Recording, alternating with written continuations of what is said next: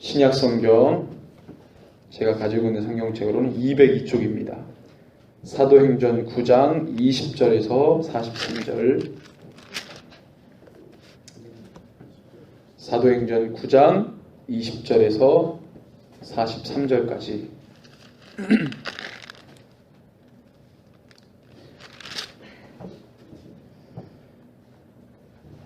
예, 우리 말씀이 긴데요. 우리 31절 같이 한번 우리 한 목소리로 읽습니다. 31절입니다. 그리하여 온 유대와 갈릴리와 사마리아 교회가 평안하여 든든히 서가고 주를 경외함과 성령의 위로로 진행하여 수가 더 많아지니라. 아멘. 아멘. 예, 오늘 말씀을 다 읽어야 되는데 한 절만 읽었습니다. 말씀을 나누면서 이렇게 말씀을 한 절 한 절 함께 읽도록 하겠습니다. 오늘 말씀의 제목은 성령의 행보를 따라가라. 성령의 행보를 따라가라 라는 주제를 가지고 말씀 함께 나눕니다. 우리 하나님을 사랑하기 때문에 또 하나님을 사랑하는 자들에게 하나님께서 당신을 나타내기를 원하세요. 하나님을 사랑하고 하나님을 구하고 하나님을 열망하고 늘 하나님 머릿속에 생각하고 마음에 두는 그런 사람을 하나님이 찾으십니다. 하나님과 우리가 그냥 겉으로 볼 때는 굉장히 거리감이 있게 보이지만 사실 그렇지 않습니다. 유대인들은, 지금 이스라엘 사람들이죠. 유대인들은 하나님을 믿는 유대교를 믿으면서 하나님과의 관계를 어떻게 생각하고 정의했냐면, 하나님은 높고 높으신 분이고 우리는 정말로 저 땅에서 이렇게 사는 사람들이라 엄청난 거리감이 있다고 생각을 했어요. 그 주님은 높은 하늘에 계시고 우리는 이 땅에서 사는, 그래서 이 땅에서 사는 사람들 가운데 먼저 부름받은 우리가 얼마나 귀하냐, 이런 생각에 꽉 사로잡혀 있었습니다. 그러니까 그 당시에 이스라엘 사람들, 유대인들은 하나님과 본인들의 관계를 참 거리감 있게 생각을 했어요. 근데 예수님이 오셔서 그걸 깨버리십니다. 하나님은 멀리 계신 분이 아니라 너희들 속에 계신다. 너희들 속에 함께 하신다. 이런 이야기를 하거든요. 하나님이라고 말할 것 같으면 하나님은 저 예루살렘 성전에 계시고 거룩한 곳에 계시는, 그 당시에 유대인들 가난에 찌들리고 병에 올무에 쌓여있고 얼마나 국가가 어려웠냐면 로마라고 하는 큰 제국이 그 변방에 이스라엘 민족을 이렇게 다스리는데 시설이나 이런 것들이 된 게 없죠. 말하자면 우리나라 구한말 조선의 시대랑 똑같은 거예요. 예. 외국인 선교사들이 조선에 왔더니 그 길거리에 가면은 이 말똥, 소똥이 지천에 걸려 있고 애들이 막 그거 만지면서 막 애들이 옷도 잘 안 입은 애들이 막 뛰어 돌아다니고 막 동네에 돌아다니고, 사람들 얼굴은 거무접접하죠. 키는 다 이렇게 작아가지고 조선 사람들 키 다 작았잖아요. 서양 사람들 크고. 그러니까 막 보이는 게 너무 하여튼 너무 처참한 상황이었다는 거예요. 그래서 그거를 막 사진 찍어서 본국에다 보내고, 여기는 사람이 살 수 없는 곳이다. 풍토병이 만연하고, 미신은 왜 그렇게 귀신을 섬기는지 가는 동네마다 막 뭘 주렁주렁 매달아 놓고 미개한 국가라고 생각을 했어요. 마찬가지 유대 2000년 전이죠. 2000년 전입니다. 100년 전만 해도 우리나라가 됐는데 2000년 전에 유대 민족은요 더 심했죠. 거기는 그냥 우리처럼 이렇게 나무를 가지고 집을 만든 게 아니라 굴을 파가지고 집을 만듭니다. 그러니까 사람 사는 게 아니죠. 흙으로 집을 지어가지고 돌멩이 깎아가지고 집 만들고 이런 삶을 살죠. 그러니까 지금보다도 더 미개하다고 말할 수 있는, 그 속에서 하나님을 믿고 살아가는데 너무 거리감이 있는 거예요. 하나님은 정말로 전지전능하시고 거룩한 분이고 우리는 그냥 인생 사는데 힘들고 어렵고 주님 말씀 지키기도 어렵고 그런 거리감이 있는 삶을 살았던 것이죠. 그런데 주님이 오셔가지고 하나님이 너희 속에 계신데, 하나님이 내 속에 계셔. 하나님이 저 거룩한 곳, 우리 집 지저분하고 나도 지저분하고, 거기 얼마나 이 유대 땅이 중동 지역이라 바람이 많이 부니까 밖에 나갔다 들어오면 먼지가 다 묻는데, 주님 그 거룩한 분이 나와 함께 계셔? 이거 이해할 수 없죠. 그 거룩한 분은 성전에 계셔야지. 그 거룩한 분은 우리가 거룩하다고 하고 말하는 장소에 계셔야지 내 안에 계셔? 내 인생은 찌질인데? 그건 이해할 수 없죠. 예수님이 근데 자꾸만 하나님 너희 안에 계셔. 너희가 거룩한 성전이다. 성령이 너희 안에 거하신다. 하나님이 너희 안에 있다. 뭐 이런 얘기를 하니까 감당이 안 되죠. 예수님이 그 격차를 좁혀놓으시는 거예요. 하나님은 멀리 계신 분이 아니라 거리감 있는 분이 아니라 우리 속에 들어오셔서 우리와 함께하기를 원하신다라는 그 중요한 이야기를 예수님이 말씀하시는데 예수님 말씀하실 때 사람들이 믿지 않죠. 믿을 수 없죠. 자기의 현실의 삶과 하나님이라고 하는 유대교의 천년의 유대교에서 배운 하나님 전혀 차원이 다른 거리감이 있는 분이에요. 외국인 선교사들이 와가지고 그들의 아픔을 만지고 우리 조선사 구한말 조선사 망국의 백성 아닙니까? 나라 잃어버리고 그 서러움에 사는 일본 사람들한테 서러움 받아 사는 그 시절에 와가지고 외국인 선교사가 예수님을 전하면서 그때 조선 사람들이 서양 선교사들을 뭐라고 그럽니까? 양귀자. 외국인 귀신 섬기는 사람들이 그랬어요. 양귀자라고. 근데 그 사람들이 와가지고 그 사람들 품고 또 가르치고 깨우치고 계몽하는 일들을 하고 계속적으로 그런 일들을 하면서 그들이 시각이 달라지고 생각이 달라지고 뭔가 인생의 질서가 잡히고 나는 태어날 때부터 종인데 나는 태어날부터 이랬는데 그런 패배감 가운데 상실감 가운데 사로잡혀 살았는데 나는 여자니까 그때는 막 여자는 공부한다 그러면 막 내쫓고 뭐 거의 종다루듯이 살았잖아요. 근데 그 여성들이 어떻게 합니까? 같이 남자들과 한 공간 안에서 있고 예배를 드리고 제가 청년들하고 재작년에 그 전북 금산이라는 곳에 갔습니다. 거기 가면은 그 교회가 한 100년 이상 된 교회가 있는데 거기 기역자 교회가 있어요. 옛날에 이 100년 전의 교회는 이런 교회가 아닙니다. 구조가 어떻게 되어 있냐면 기역자로 되어 있어요. 그래서 기역자로 되어 있으니까 그 가운데 기역 꺾임 가운데에 강대상이 있고 이쪽 꺾인 부분은 남자가 앉고 이쪽 꺾인 부분은 여자가 앉았어요. 남녀 칠세 부동소.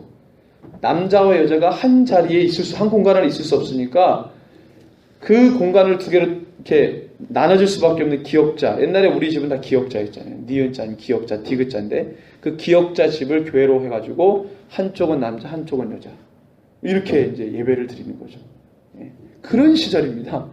그럴 때 와가지고 이제 복음을 전하고 예수를 정하니까 생각이 달라지고 깊이가 있어지고 아 우리가 인생이 이런 게 아니구나. 내가 태어날 때부터 내가 이런 패배감 가운데 상실감 가운데 살아가는 게 아니구나. 하나님이 나를 사랑하시는구나. 내가 사랑받는 존재구나. 나는 집에서 부엌댁인데 여기나 나오면 막 자매님이라고 그러고 하나님 사랑한다 그러고 사랑이라는 단어는 언제 들어봐요? 100년 전에 사랑이라는 단어를 누가 해요? 아버지 맨날 술 먹고 들어와가지고 애들 때리죠. 그때 당시에 100년 전에 구한말 조선시대가 그랬단 말이에요. 근데 교회에 오니까 예배를 드리면서 그들의 모습을 일으켜 세워주고 예수님 당신의 죄를 사하고 그러니까 막 감동이 되죠. 주님 앞에 나오죠. 그런 일들이 일어나게 되죠. 마찬가지입니다. 예수님이 그 사람들에게 그렇게 심어줘요. 유대인들 그 가난에 찌들고 병에 찌들은 그들의 인생 가운데 예수님이 말씀하세요. 하나님이 우리 아버지시다. 감히 하나님 우리 아버지? 하나님 이름도 못 불렀는데 십계명에 뭐라고 되어 있어요? 여호와의 이름을 망령되이 일컫지 말라. 이 계명 때문에 유대인들이 여호와라는 이름 자체를 부르지를 못했어요. 그래서 그냥 주님 주님 그랬죠. 아도나이 아도나이 그랬어요. 감히 그 하나님의 이름을 부를 수 없다 그래가지고 감히 그럴 정도로 아버지 이름을 친근감 있게 내 아버지 못한 거예요. 그죠? 아버지를 아버지라고 부르지 못하고 그 내용 있듯이 아버지 내 아빠. 예. 본래 아람어로 우리는 이제 아빠 친근하게 아빠 하잖아요. 아버지 존칭 아버지지만 아빠. 아람어로 그 아버지를 뭐라고 부르는지 아세요? 아람어로 음이 아바입니다. 아바를 우리나라 말로 번역할 때는 아빠 이렇게 번역해요. 신기하죠? 아바. 그러니까 아람어의 음역이 아바 이렇게 소리를 내서 읽습니다. 아바. 그래서 엘리 라마 사막다니 이게 엘리 우리식으로 말하면 아빠 이렇게 이제 아람어로 하면 이렇게 되는 것이죠. 그러니까 그 당시에 하나님 그러면 멀리 생각했는데 예수님이 겟세마네 동산에서도 기도할 때 나의 아버지 내 아바 이렇게 부르시거든요. 아바 너무 친근한 거예요. 그렇게 아버지를 부르니까 종교 지도자들이 볼 때는 이거는 완전히 이거는 뭐라 그래요? 신성모독. 어떻게 그 존귀하신 주님의 이름을 아바라고 부르냐는 거예요. 아바. 어떻게 아빠라고 부르냐는 거예요. 그 하나님을, 그 아도나 이름을 어떻게 아빠라고 부르냐, 아바라고 부르냐는 거예요. 그러니까 주님은 그렇게 너 이 백성과 주님은 멀리 계신 분이 아니라 우리 속에 들어오셔서 가정 속에, 자녀들 속에, 내 속에 우리의 속속들이 들어오셔서 우리의 모든 것을 살피시고 하감하시고 감찰하시고 그것에서 하나님의 뜻을 함께 교감하기를 원하시는 그 하나님을 이야기했죠. 근데 종교 지도자들은 하나님을 섬기는 일을 독점화하고 싶어 했습니다. 그런 심리가 있었어요. 하나님을 섬기는 일은 다른 사람 다 못해. 우리만 할 수 있어. 특권화시키는 거예요. 많은 사람들이 너도 나도 아버지를 아바라고 부르는 것을 용납하지 않았습니다. 너도 나도 다 성전에 와서 속된 말로 죄송합니다. 개나 소나 다 와가지고 뭐 하는 것을 원치 않았어. 누구나 다 와서 하는 걸 원치 않았어요. 특권층만 할 수 있는, 우리만 할 수 있는, 나만 할 수 있는 것으로 얘기해요. 그러니까 사람들이 그 사람 우러러보죠. 그런 걸 즐겼어요. 사람들이 저 사람 위대해. 하나님 섬기는 사람이야. 와, 대단해. 이거를 굉장히 좋아했죠. 근데 예수 믿었던 예수의 제자들이 아니다. 너희들만 주님을 섬기는 게 아니다. 모든 예수를 그리스도로 고백하는 자들이 다 하나님을 가까이 섬길 수 있다. 이걸 좀 유식한 말로 신학적인 용어로 만인 제사장.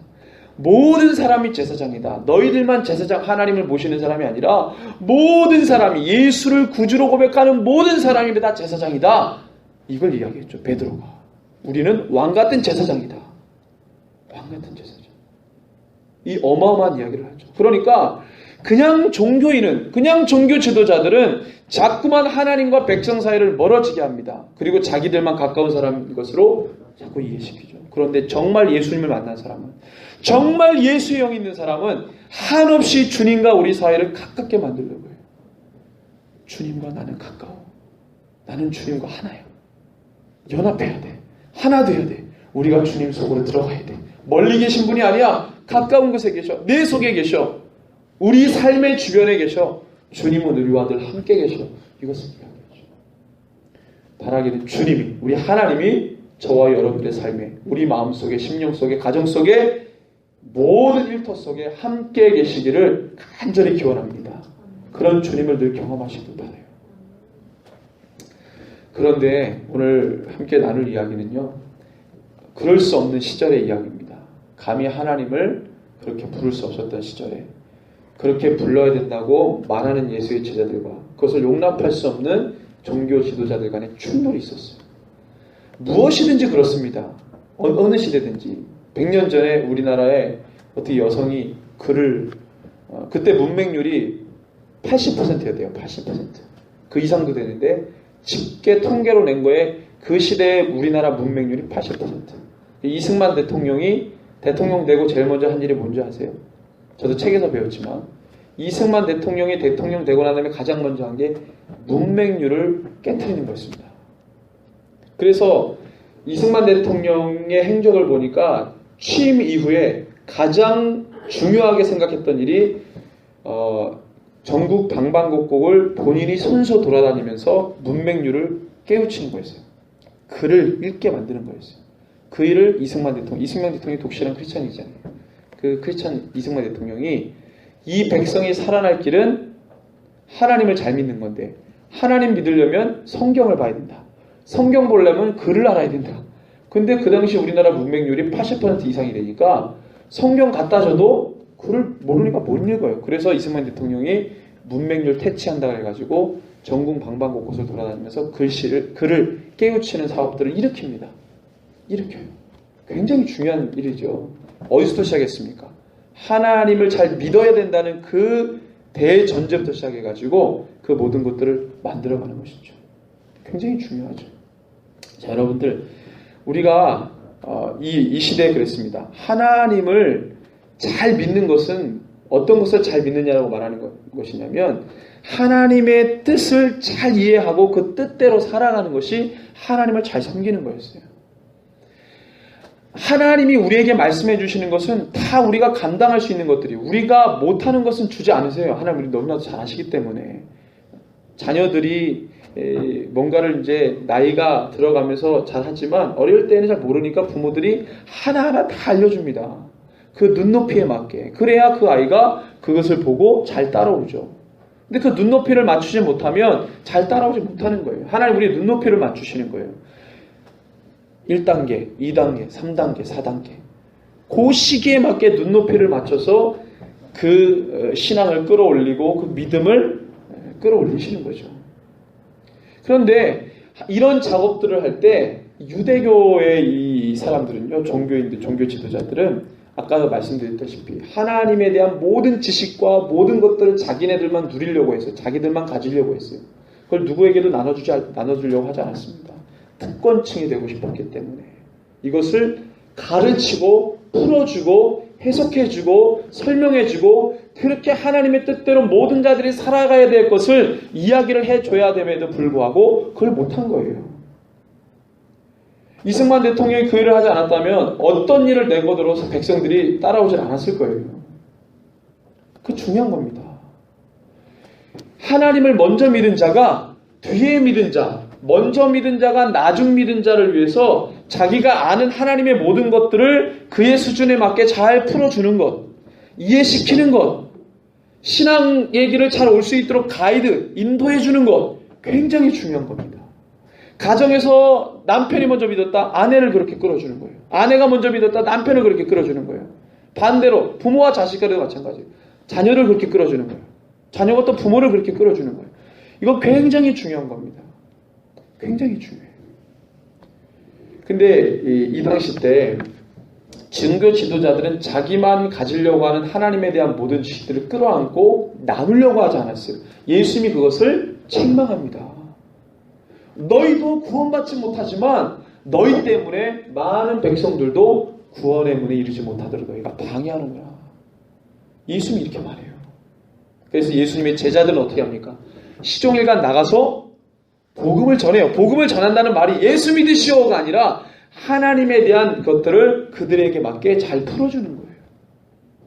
바울이 그 일을 합니다. 오늘 내용을 보면요, 바울이 예수를 믿잖아요. 오늘 내용입니다. 예수를 믿고 바울이 예수를 이제 믿게 됐으니까 전처럼 예수 믿은 사람들을 잡아 가두는 일을 그만두게 돼요. 예수님을 만났잖아요. 예수를 만났으니까, 살아계신 예수를 만났으니까 그 예수님을 이제 전하는 자가 됩니다. 그래서 어떻게 되죠? 오늘 말씀 20절에 보니까요, 예수님을 완전히 수용을 하고 난 다음에 바울이 이렇게 변합니다. 즉시로 각 회당에서 예수가 하나님의 아들이심을 전파해요. 즉시로.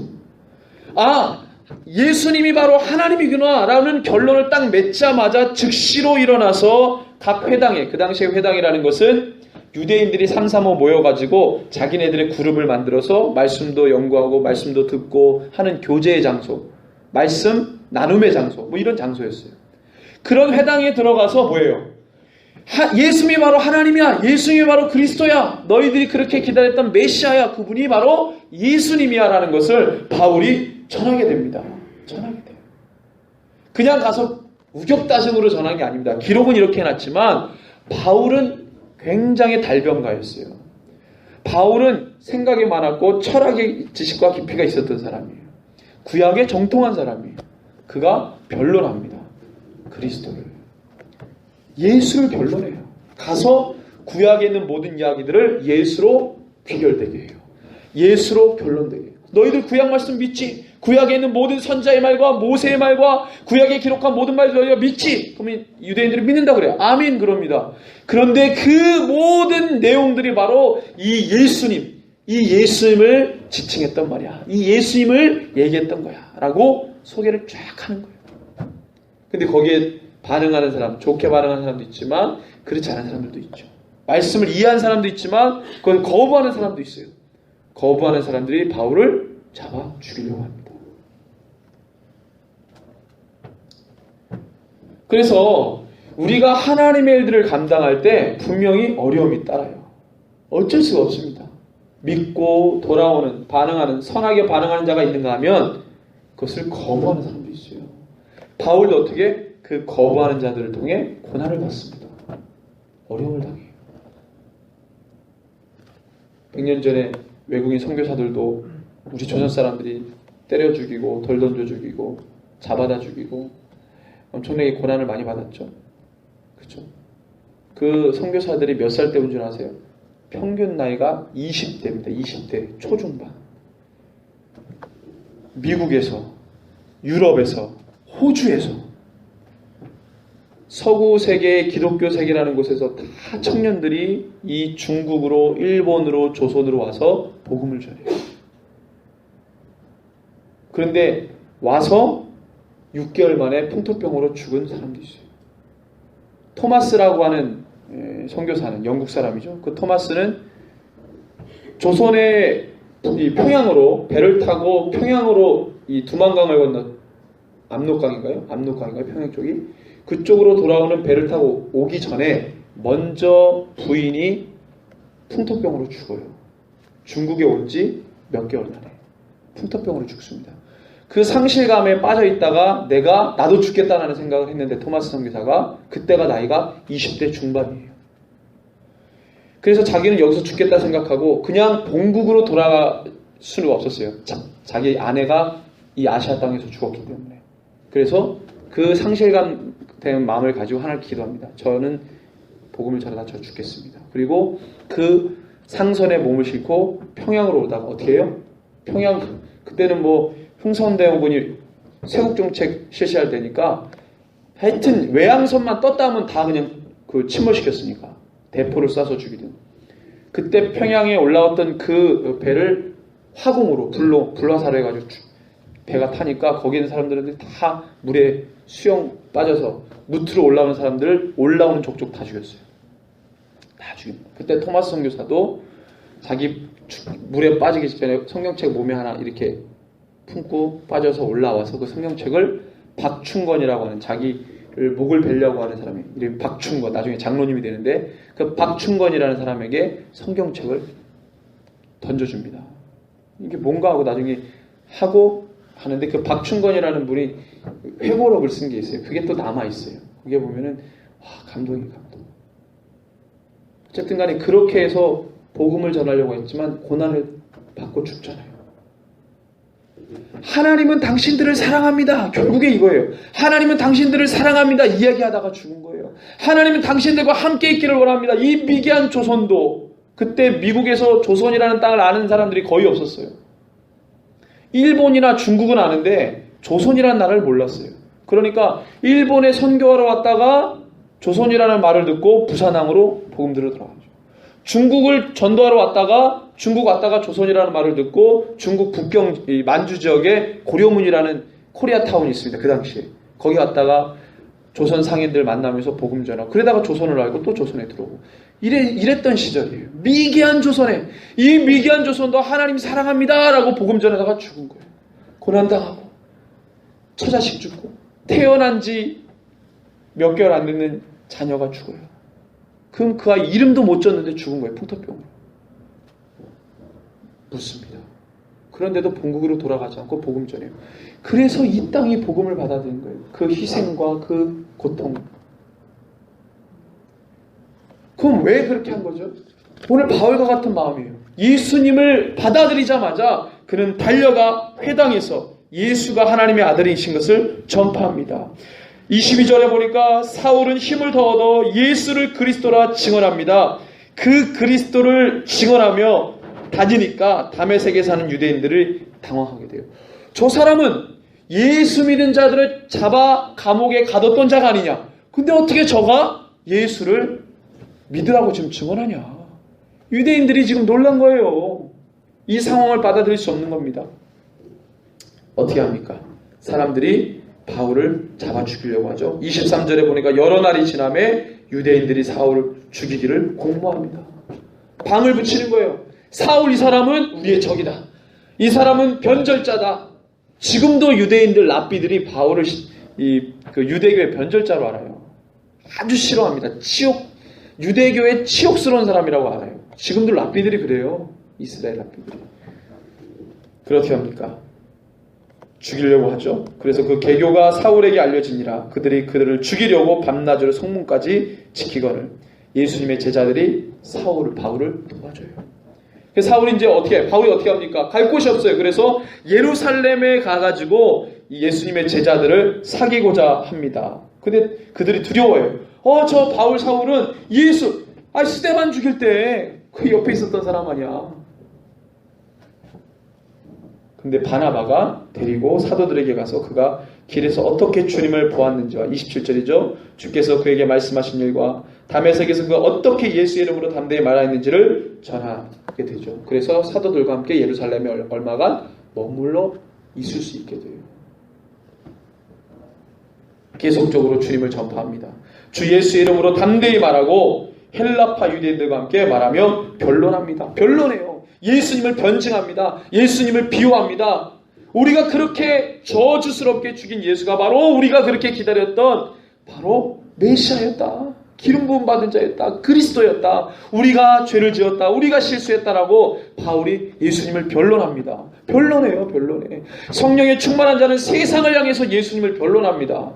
세상이 기독교를 비방할 때 마음 가운데 답답함이 있죠. 그들을 향해서 주님을 변호하고 변론하는 거예요. 그게 성령 받은 그리스도인의 모습이죠. 세상이 기독교를 욕할 때 같이 욕하지 않습니다. 물론 교회가 많이 연약해졌지만 그리스도인들이 너무 실망스러웠지만 그럼에도 불구하고 성경의 약속은 하나님이 교회를 사용하신다는 거예요. 그리스도인들을 사용하신다는 거예요. 역사가 그렇게 진행되어 왔습니다. 이번에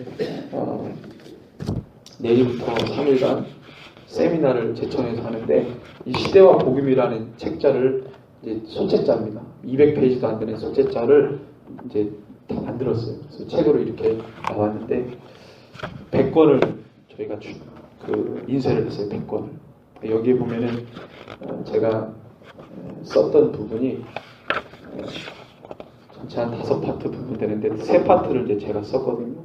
시대의 역사를 정리한 거 하고 성경 형성 역사하고 해석의 관찰, 그다음에 계시록, 요한계시록을 연구하는 글을 썼는데 그 시대에 관련된 역사를 쭉 정리하다가 교회 역사도 있고 그래서 독일의 경건주의 운동에 대해서 조금 이렇게 봤어요. 종교개혁을 칼빈과 루터가 했습니다. 대단한 거죠. 카톨릭으로부터 나왔어요.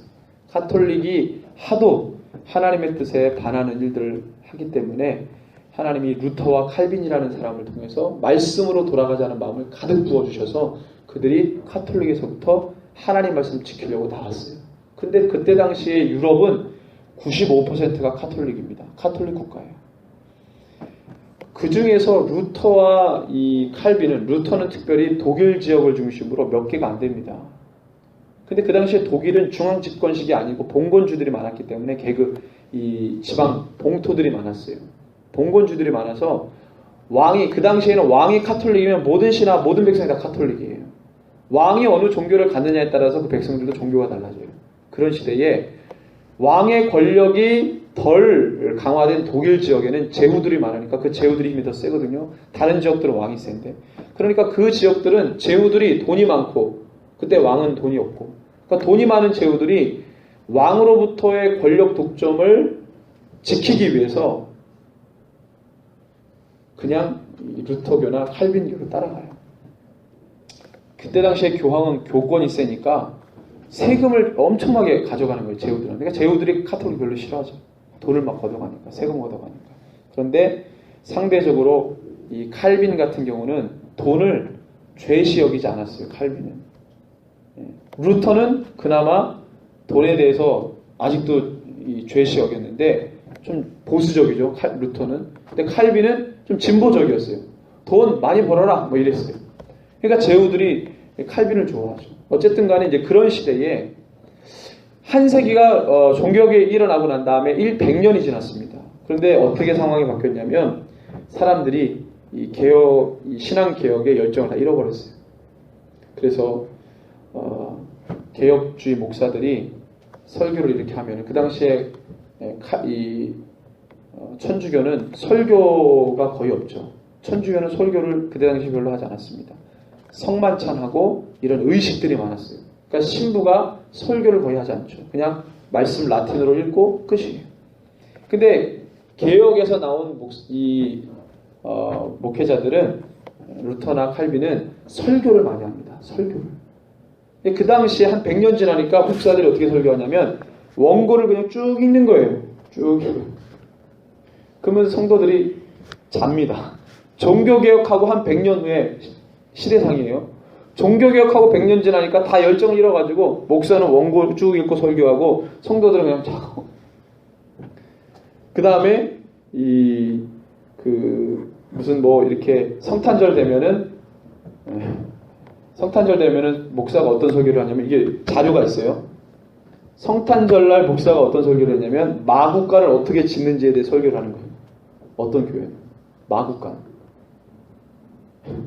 예수님이 마국간의 말구에서 태어났다고 마국간을 어떻게 이런 말도 안 되는 설교를 했다는 거예요. 그 당시에 이 자료가 있습니다. 그거를 풍자한 만화도 있어요. 만화도. 그 다음에 끝없는 교리적 설교. 교리 설교. 그럴 때 그거의 염증을 느낀 사람들이 있었어요. 이 사람들이 경건주의자들이라고 하는데 독일을 중심으로 일어났습니다. 이 경건주의자들 중에 유명한 스페너라는 사람이 있어요. 이 사람이 이 상태로는 안 된다. 이 상태로는 카톨릭에서 나왔지만 이들도 구원받지 못할 백성이 될 거다라고 강력하게 이야기하면서 말씀 중심을 강조하면서 이야기합니다. 그러면서 말씀을 교리로만 이야기하면 안 된다. 말씀, 살아있는 하나님의 말씀이기 때문에 이 말씀을 내가 알았다면 실천해야 된다.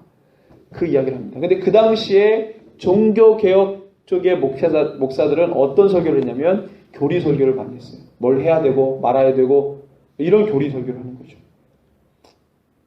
그러니까 그런 교리 설교에 염증을 느낀 이 사람들 전혀 삶의 변화가 안 일어나죠. 근데 이 스페너라는 사람이 그런 설교를 집어치우고 하나님과 가깝게 되는, 내가 하나님의 말씀과 하나 되는 성령님을 이야기하면서 성령님이 우리 삶 가운데 움직이시고 활동하시고 운행하시고 성령님이 움직이셔야 백성들의 삶이 변화되고 하나님의 말씀을 지키고 살아가는 것이 성도의 능력이고 이런 얘기를 막 합니다. 말씀을 붙들고. 그 당시에 종교개혁가들은 말씀을 상징으로 해석했어요. 이거는 좀 유식한 말로 알레고리적으로 해석한 거예요. 의미적으로. 문자적으로 보지 않았어요. 그러니까 삶이 실천이 안 되는 거예요. 말씀이 실천이 안 돼요. 왜? 의미적으로 해석을 다 하니까 생각 속에는 있는데 삶으로 안 나와요. 스페너는 강조합니다. 집어치워라. 내 삶에 어떠한 움직임도 일으키지 않는 말씀은 다 것이다. 근데 이 말씀을 스페너가 합니다. 그 한 세대 뒤에 사람도 이 경건주의 운동이 한 150년 가는데 이 경건주의 운동 150년 동안 유명한 사람이 3명 나옵니다. 진젠도르프라는 사람, 스페너라는 사람 또 한 명이 있는데 이 사람들의 공통점이 뭐냐면 이 사람들이 하나같이 다 고난을 받습니다. 바울처럼 고난을 받아요. 사람들이 그들의 말을 따라주지 않아요. 그래서 스페너라는 사람은 마지막 생을 아주 비운하게 마감합니다. 진젠도르프도 아내가 죽고 아들이 죽고 그도 재정적인 압박 때문에 아주 비참하게 죽어요. 근데 평생을 말씀 붙들며 살기를 강조합니다. 적지 않은 사람들이 감화가 됐죠. 그렇지만 유럽을 바꾸기에는 쉽지가 않았어요. 그렇지만 경건주의 운동을 교회사적으로 볼 때는 굉장히 중요하게 봅니다. 종교개혁도 그랬죠. 100년 전에 종교개혁도 그랬지만 100년 후에 이 경건주의 운동도 굉장히 중요하게 여기죠. 그래서 지금 독일 지역에는 그때 경건주의 운동 때 생겨난 공동체가 있어요. 아직도 경건주의 공동체가 있는데 그 사람들은 우리나라처럼 이 태백에 가면은 그 예수원이라는 데가 있습니다. 태백에 가면은 그 예수원처럼 자기네들의 공동체로 이렇게 살아요. TV도 없고 전화기도 없어요. 그런 공동체가 아직도 있어요. 경건주의 공동체가 아직도 몇 군데 남아있는데 아주 신실하게 말씀을 실천하고 말씀을 연구하고 그렇게 살아갑니다. 여러분들 오늘 말씀해 보니까요. 바울이 예수님을 영접하고 수용하고 난 다음에 즉시로 그가 복음을 전하고 예수님을 증언하고 변호합니다. 근데 유대인들이 그 말씀을 듣습니까? 오히려 바울을 죽이려고 해요. 고난당합니다. 그리고 베드로가 보니까 또 복음을 전하죠. 사방으로 두루다니면서 복음을 전하는데 사람들이 그 복음 안에 들어옵니다. 35절에 42절에 많은 사람들이 주님께로 돌아오죠. 복음을 전하지 않으면, 내가 예수님을 증언하지 않으면, 내가 예수님을 소개하지 않으면 사람들이 예수님 몰라요. 예수님이 어떤 분인지 알 길이 없습니다. 그런데 베드로가 바울이 복음을 전하면서 괴로움을 당하고 어려움을 당하죠. 여러분, 성령님이 우리를 어떻게 이끌어 가십니까? 성령님이 우리를 더 많은 삶으로, 부자, 거부, 명예가 막 올라가고 신분이 상승이 되고 내 삶의 질이 막 높아지고 성령의 행복? 글쎄요. 근데 성경에 보니까 그러한 내용들보다는 복음을 전하는 일에 성령님이 역사하시더라고요. 복음을 전하고 그 복음 전한 복음에 사람들이 반응하고 어떻게 반응하든지 간에 그 성령님의 행보를 예수를 수용하고 믿었던 자들이 그대로 따라가는 거예요. 성령님이 가시는 것, 성령님이 원하시고 기뻐하시는 그 행보를 따라가는 거예요. 그리스도인은 누굽니까? 성령님이 가고자 하는 것을 따라가는 자가 그리스도인이에요. 하나님의 뜻대로 나아가는 자가 그리스도인이에요. 성령님이 이끌어주는 대로 가는 자가 그리스도인이에요.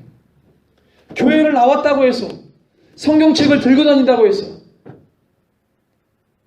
대문 앞에 교패를 붙였다고 해서, 내 직분이 집사고 권사고 목사고 장로고 해서가 아니라 그거하고는 상관없어요. 전혀 상관없습니다.